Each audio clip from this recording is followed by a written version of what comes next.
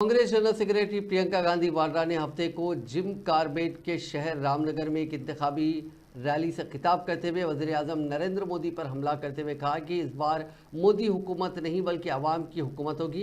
Congress general secretary ने रामनगर में इंतखाबी मुहिम में कांग्रेस के लिए पहली इंतखाबी मीटिंग से खिताब किया। उन्होंने उत्तराखंड की सरजमीन से अपने पुराने ताल्लुक की बात करके लोगों से बराह रास्त रब्ता कायम करने की भी कोशिश की। शुरू करने से पहले गंगा जी को मेरा प्रणाम। मेरे साथ एक बार बोलिए, हर हर गंगे।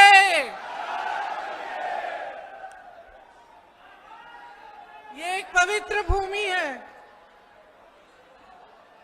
यहाँ आकर खुशी होती है और देश के प्रति, धर्म के प्रति, अपनी मातृभूमि के प्रति दिल में श्रद्धा भी जागती है। आज मैं यहाँ चुनाव के मौके पर यहाँ आई हूँ। चुनाव वो समय होता है जिसमें हमें सच्चाई को ठीक तरह से समझना चाहिए।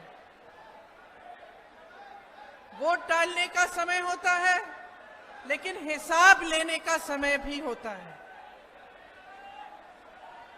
इस समय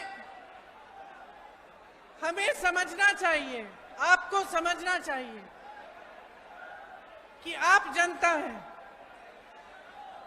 देश को बनाने वाले आप हैं, और जो आप चुनने जा रहे हैं, जिस सरकार को आप चुनने जा रहे हैं, उसको अगर आप सोच समझकर पूरे विवेक से नहीं चुनेंगे तो आगे के जो 5 साल हैं, जो आपका भविष्य है, वो संकट में आ सकता है।